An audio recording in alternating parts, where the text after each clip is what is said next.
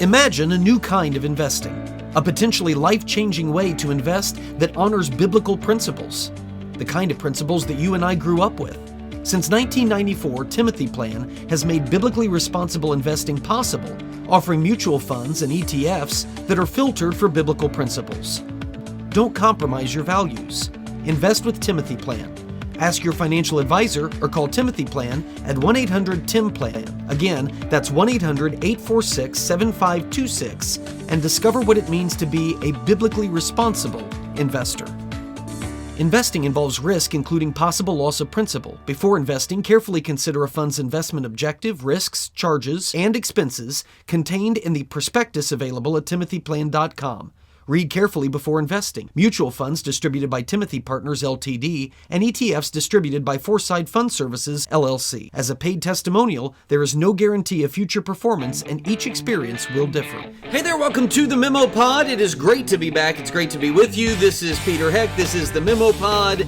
If you don't know what's going on right now, it's because we've been off for a couple weeks and maybe you've forgotten.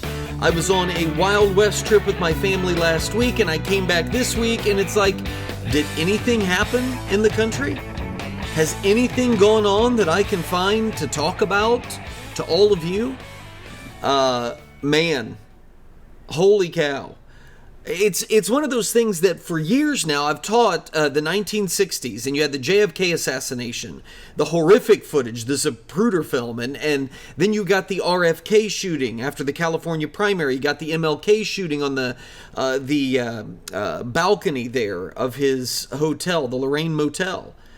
You got all of these political assassinations that are occurring in the 1960s. It's a turbulent time, and it's one of the reasons why I've said, when people say, well, our politics is so divided, and there's so much hatred, and there's so much vitriol, I've always said, well, keep in mind, we've been through some really, really bad times. You had the riot at the Democratic National Convention that they had. You remember with Vietnam going on, and Lyndon Johnson decides he's not running for re-election.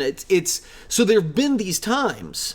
But now I find myself saying, well, I'm pointing back to those times saying, well, it was really bad then because they had these assassinations, and then I'm sitting here watching footage of an attempted assassination of a presidential candidate in Donald Trump.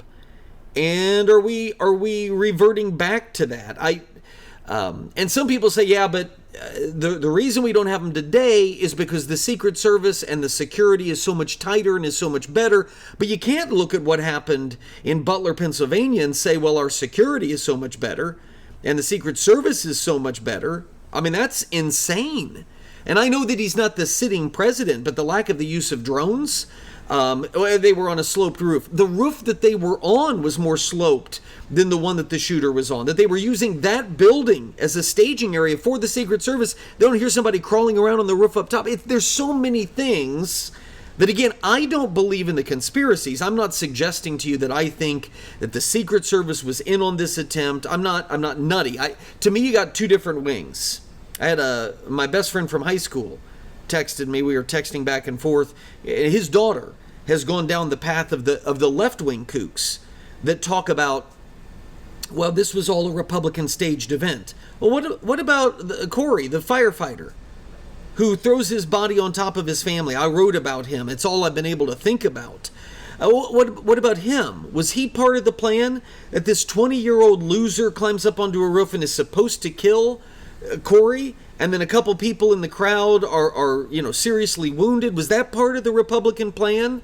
Well, they were just collateral damage. So let me understand.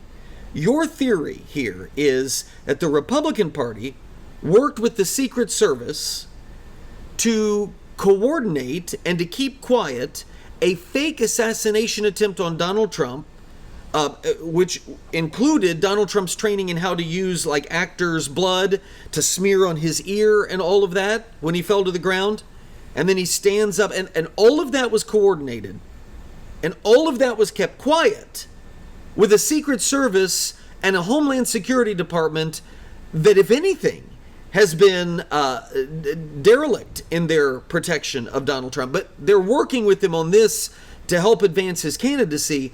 And in the process, some individual innocent Trump supporting bystanders are killed. That's all part of the Republican plan. It's nuts. It's anti-intellectual gobbledygook.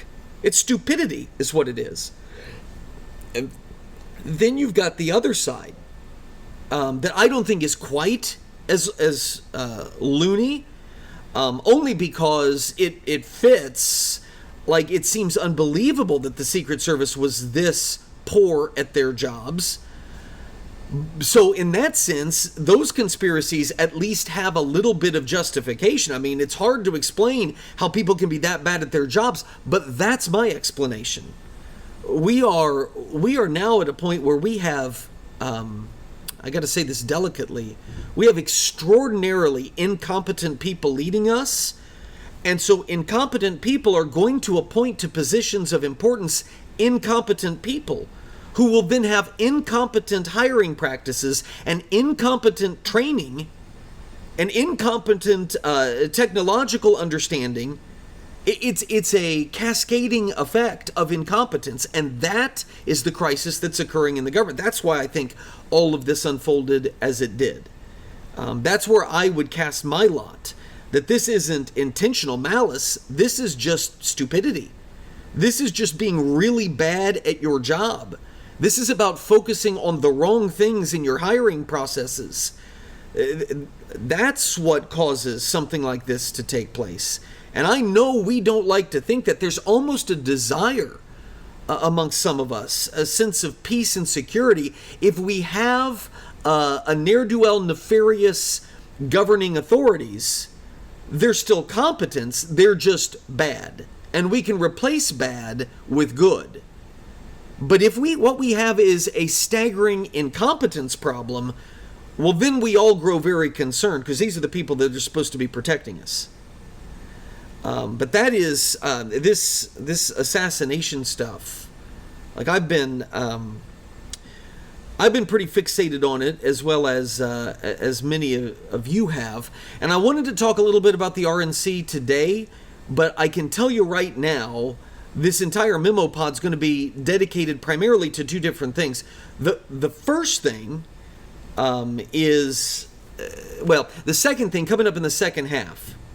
What is the Christian response to something like this? How should we respond? Some of you know the name Todd Starnes. I saw the Christian Post wrote a story about it. I wrote over at Not the Bee. Todd Starnes made a comment, and I know that he is beloved by some in the conservative Christian movement because he appeals to them. I don't get the fascination. I never have, for reasons that don't really matter. But Todd Starnes said something that I think is perfectly fitting of Mr. Starnes, but also completely biblically unjustified and loony. I mean, it's just dumb. And so I want to talk about that in the second half, because I got pushback when I pointed that out. Pushback from good Christians that typically agree with me on things, and I'm digging my heels in on it. This is one that I know I'm right about. And so we'll talk about that in the second half, as far as what the Christian response should be. Should churches have mentioned the assassination attempt? And what should you do if your church didn't mention Donald Trump and the assassination attempt this last Sunday? And my take on this is completely the opposite. Maybe I shouldn't say completely the opposite, but it is very opposite that of Todd Starnes. So we'll get into that in the second half. But where we are right now with all of this, the rhetoric, the argument of the rhetoric. I did a video for Not the Bee where I said, look, the left right now is out there saying, well, both sides have exaggerated, dangerous, very irresponsible political rhetoric. You're going to get no disagreement from me on that. Now, have we always had that in America? Well, of course we have. We've had really, really bad campaigns, presidential campaigns in the past. Anybody that thinks this one is bad, go back and look at John Quincy Adams versus Andrew Jackson. That's the one that I always point to the first time around. Or actually, the second time around was even worse than the first time around. First time around was bad. But when Jackson defeats John Quincy Adams, after John Quincy Adams had defeated Andrew Jackson, I mean, it's horrendous, the stuff that's being said. But what we have now is a polarized population that is equipped and ready and lunatic enough to respond to these kinds of things. So how do we know who is responsible for this particular act that was engaged in by the 20-year-old lunatic? The left is saying, well, both sides need to tone down their rhetoric. Okay, but then the right answers back and says, yeah, but you look at attempted political assassinations in recent history. Steve Scalise, Republican congressman. The Republican congressional baseball team that was out there that would have been mowed down. Had Steve Scalise not decided to show up and his security detail come with him, you would have not had that security detail that killed the gunman or that stopped the shooting. So Steve Scalise, you got Rand Paul, the attempted murder of Rand Paul, you have, who is a Republican. You have the attempted assassination of Brett Kavanaugh, Supreme Court Justice. You've got the Family Research Council, the attempt of Floyd Lee Corkins to go in and shoot that place up and then stuff Chick-fil-A sandwiches in their mouths, their dead bodies. And then you got the Donald Trump thing. It is true that both sides have out-of-control rhetoric at times, but it is also true that, at least to this point, the bullets of attempted assassination have only been traveling from left to right. Only been traveling from left to right. So how is it that you go about, then, developing a standard by which you can say everybody should be treated fairly? Well, I simply suggest in the video that I recorded, and I would suggest to all of you, what if we use the standard that the January 6th committee in Congress used to hold President Trump accountable for his actions leading up to January 6th and on January 6th?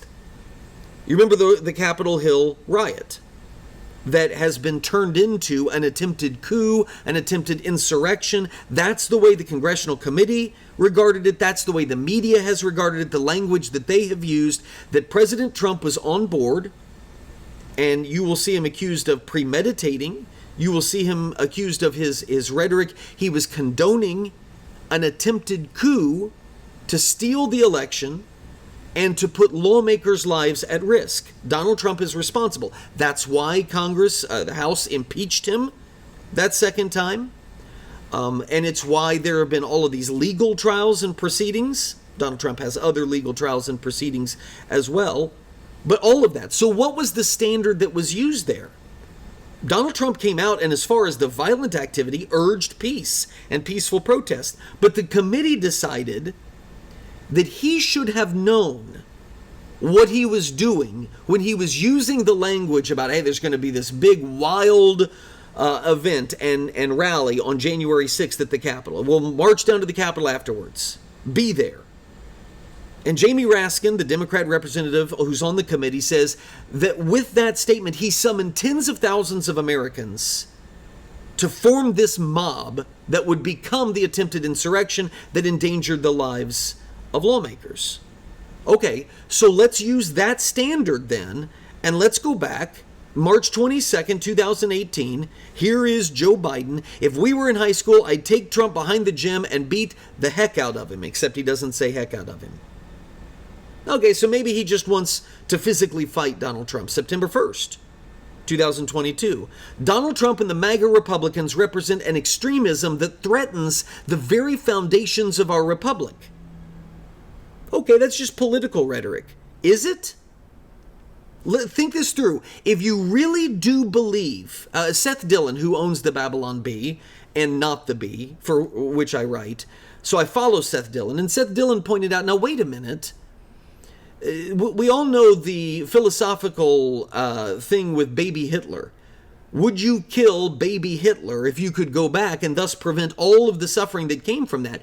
If you believe that Donald Trump is a legitimate threat to the very foundations of our republic, if you believe that Donald Trump is literally Hitler and that we will have a dictatorship if he takes over, And that means the jailing and political persecutions and potential executions of political enemies, everything that goes along with the dictatorship and everything that went along with Hitler. If you really believe that, then why are you now wishing Donald Trump a speedy recovery? Would you wish Hitler a speedy recovery if he was wounded?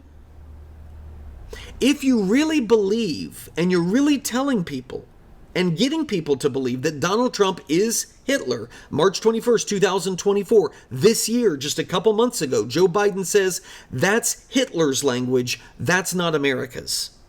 If you are trying to get people to believe that Donald Trump is Hitler, doesn't it stand to reason that at some point, if people believe Donald Trump is Hitler, that they will also try to be Bonhoeffer, try to execute Adolf Hitler? Using the standard of January 6th, would it not be the same thing? Well, it doesn't matter. Joe Biden didn't actually say to kill Donald Trump. Right, and Donald Trump didn't actually say break in illegally into the Capitol building and try to take things over and give me the presidency. He never said those things. But his language led unstable people into those actions that became a mob. And therefore he's responsible. Same standard. June 28th, 2024, Donald Trump is this is Joe Biden, a genuine threat to this nation. He's a threat to our freedom. He's a threat to our democracy. He's literally a threat to everything America stands for. Now, is Joe Biden calling for somebody to take Donald Trump out? No, he's not. But if someone listens to that, believes that, and decides, I need to, he's a threat to this nation, I need to protect this nation, he's a threat to our freedom, I need to protect Americans' freedom, he's a threat to our democracy, I need to protect our democracy, he's a threat to everything America stands for, I need to protect America by taking out Donald Trump. Is Joe Biden not responsible for that, given the standard of the January 6th stuff? July 8th. Just a few days ago, 2024, it's time to put Trump in a bullseye. Now, Lester Holt of NBC shockingly put that question to Joe Biden and asked him, Joe, this rhetoric that you used, put him in a bullseye. Here was that exchange. Well, let's talk about the conversation this has started, and it's really about language, what we say out loud and the consequences of those. You called your opponent an existential threat on a call a week ago. You said it's time to put Trump in the bullseye. There's some dispute about the context, but I think you appreciate that I didn't say crosshairs. I was talking about focus on. Look, the truth of the matter was, what I guess I was talking about at the time was, there was very little focus on Trump's agenda. Yeah, the term is bullseye. It was a mistake to use the word. I didn't say crosshairs. I meant bullseye. I meant focus on him. Focus on what he's doing. Now, correct me if I'm wrong. First of all, I know that. I don't think Joe Biden actually wants that. That's the conspiracy stuff, that Joe Biden knows he can't defeat Donald Trump, and so he's ordering a political assassination. Come on. I don't think Joe Biden, we'll get to this in a second, I don't think Joe Biden, I think he is in now rapid cognitive decline. I think that it all is going to go downhill very fast from this point. I don't think Joe Biden has any idea, for the most part, what's going on. In no way did he order, and I don't believe for a second when he said let's put Trump in a bullseye, that he meant for anybody to literally put him in the crosshairs, to literally make him the bullseye and try to shoot him. I don't think in any way that that's what Joe Biden actually intended. So let me get that out there right away. But that isn't the question. Joe Biden's defense, which I believe, well, I shouldn't have used that term, but I didn't mean like actually shoot him, put him in the crosshairs. I didn't mean that. I just meant let's start focusing on Donald Trump and looking at Donald Trump. It makes complete sense why Joe Biden's team would want him out giving the message, don't pay attention to me. Don't pay attention to what I've done or what I'm incapable of doing. Pay attention to Donald Trump. Yes, the left wants this election to be about Donald Trump. That's one of the reasons I didn't want Trump to be the nominee, because I think the election will become about Donald Trump. That's why I still think Joe Biden has a very decent chance of winning this election. I really do. Because the hatred of Donald Trump is so strong. So I think that's what Joe Biden was talking about. But the question is, does that matter? It doesn't matter to the January 6th committee and the standard that was set up by the left. Their standard says it doesn't matter what you say, it's the way people perceive what you say. July 12, 2024, Trump is a threat to this nation. Okay, if Trump is a threat to the nation, are we going to condemn someone who's trying to defend the nation by taking out the serious threat to the nation?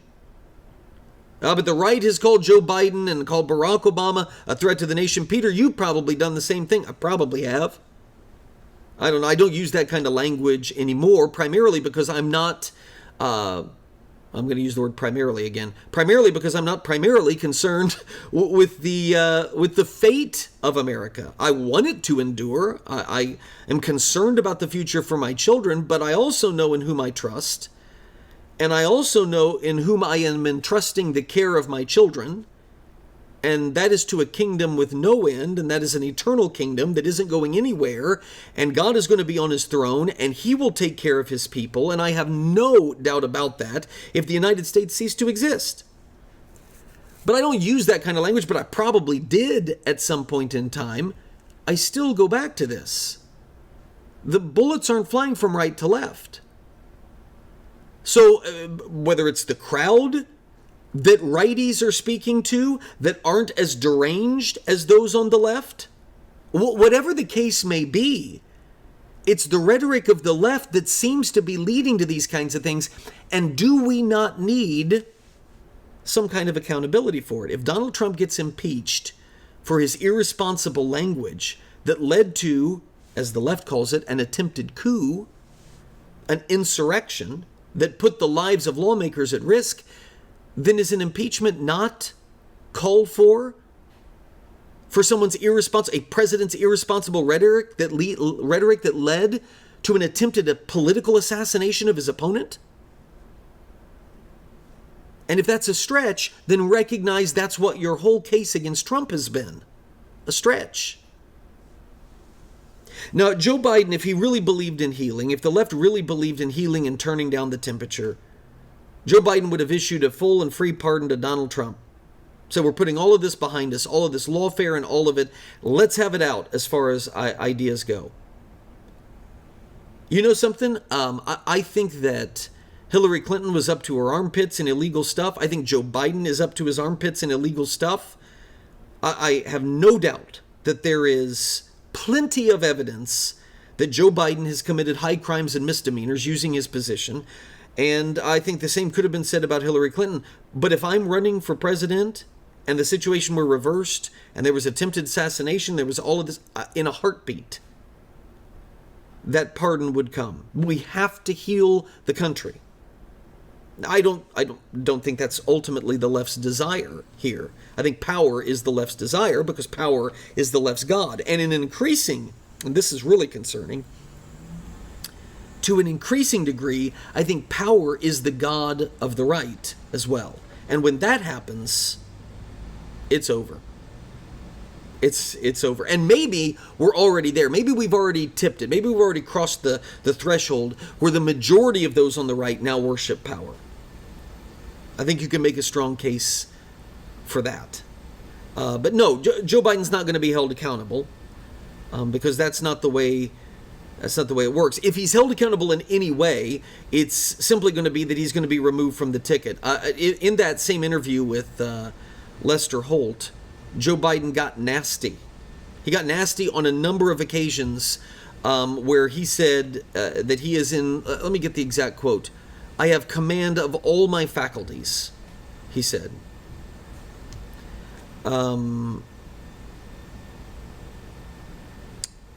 he told,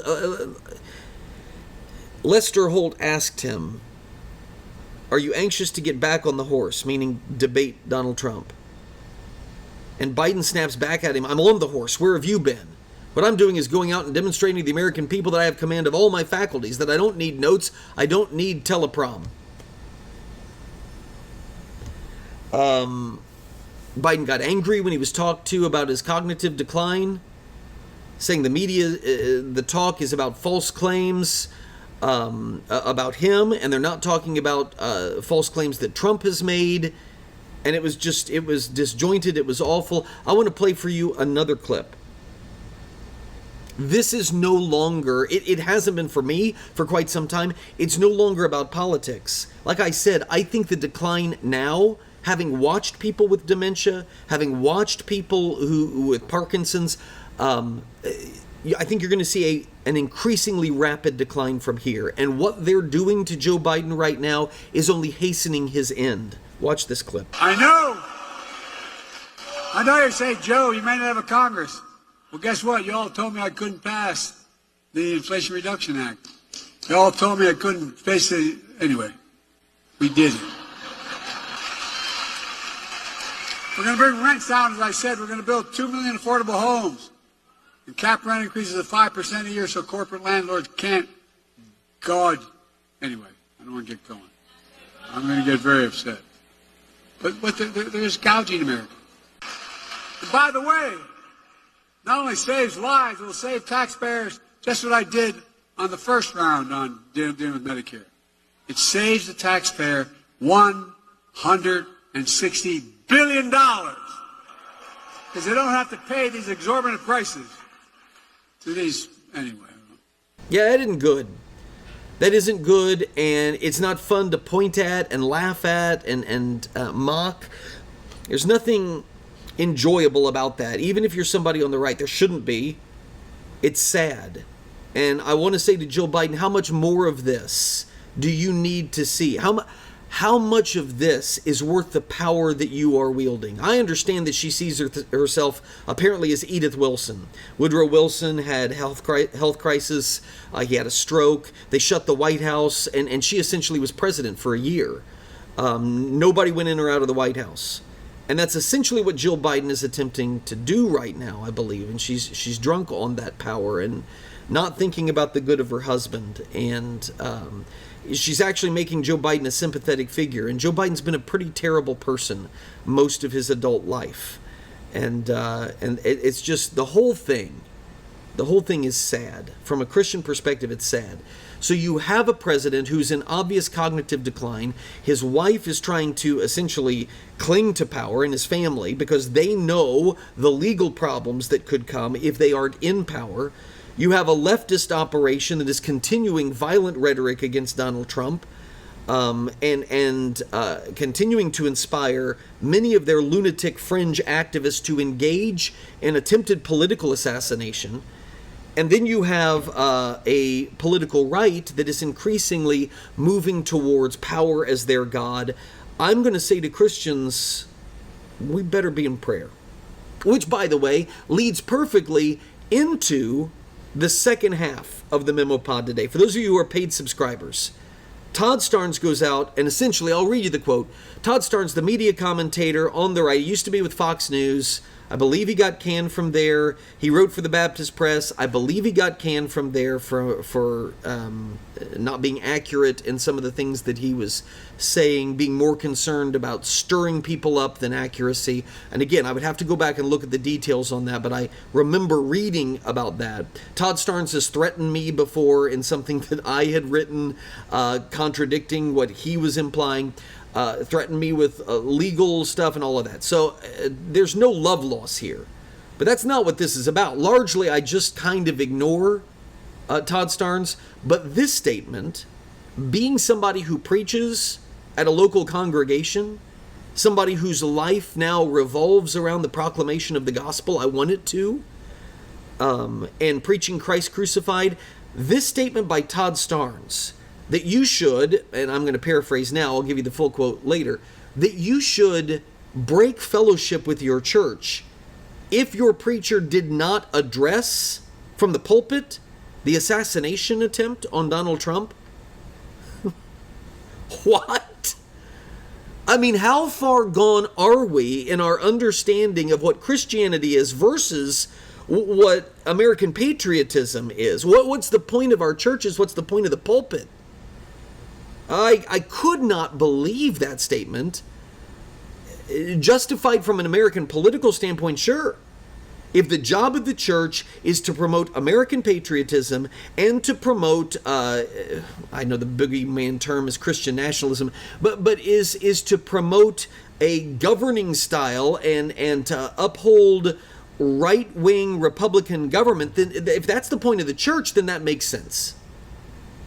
But if the point of the church is to bind believers together and point all men to Christ as Lord, which I believe biblically it is, then that's one of the most uninformed and biblically unjustified statements I've ever heard, and I'm going to unleash on it a little bit, as well as push back on people who push back on me in the second half for paid subscribers. If you are a free subscriber and you're a Christian, you don't want to miss this conversation. Because to me, this goes to the heart of why we did the May drive for membership and why I want people to be part of this community. Because the temptation for us to be pulled into political tribes and have our allegiance placed there, when as Christians our allegiance is to be placed in one location only, I think it is very great right now. And we need some clarity. And that's what I'm going to try to do here in the second half. And I want the back and forth with you. Iron sharpens iron. So we'll do that in the second half. If you're a faithful Christian and you're a free subscriber, I would love to have you give us a shot. $8 a month. Or is it $10? $10 a month. 8 was the special. $10 a month. You can try us out for a month. See if it's worth it. Or you can do a whole year, one time only. You get the discounted rate for $100. One time. And you get it for the whole year. That leads through the election. I think now more than ever, we need each other. Those of you who are paid subscribers or are joining us as paid subscribers, I'll see you after the break. Those of you who are free, see you next week. The Memo with Peter Heck.